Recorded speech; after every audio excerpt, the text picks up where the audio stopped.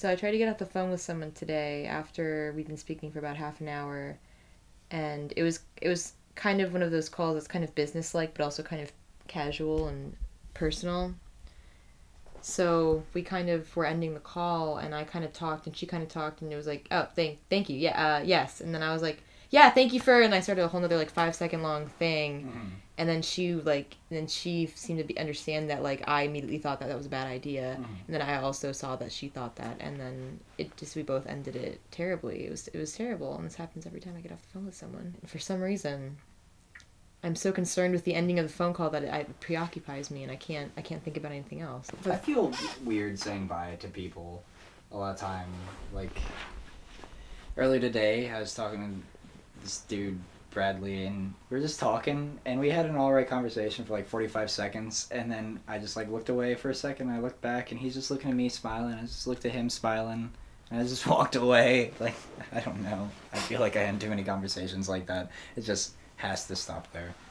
There has to be the point where you both realize that you're both realizing something. Yeah. And then it has to be over or discussed, and neither are really good. They don't feel like good normal interactions. Yeah.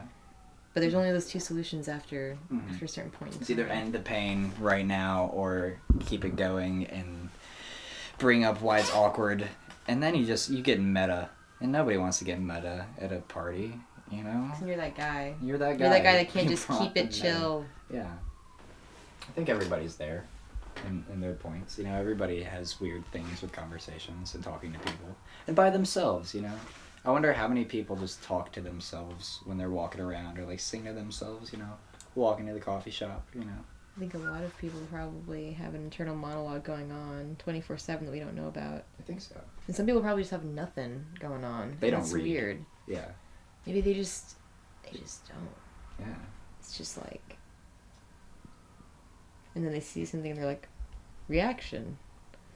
Maybe, do you think there are people that are just clear-minded all the time? Not in a bad way. Yeah. Just in a peaceful way. Going where the universe takes them. Maybe it's a good thing, maybe it's a bad thing. That's how the world works, and then And you then you die. make a friend. Yeah. And then you die. Friends are just escapes, I think. From Escape. death? No, not really. Escapes But- from death. Yeah, I mean, we're all put here to die. I've been thinking about that a lot lately. I don't think anything's an escape because you can't escape it. Maybe an attempt at an escape, but Yeah. I mean, knowing that it's coming doesn't have to make it an escape. It can just make it a waiting game. Mm.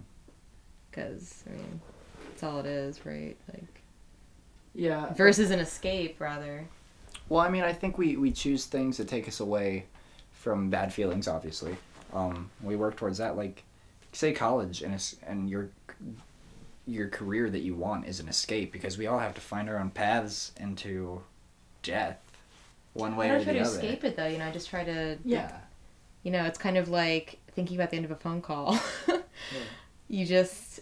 Bit too You much. don't... If you become too preoccupied with it, you're going to fuck it up pretty bad.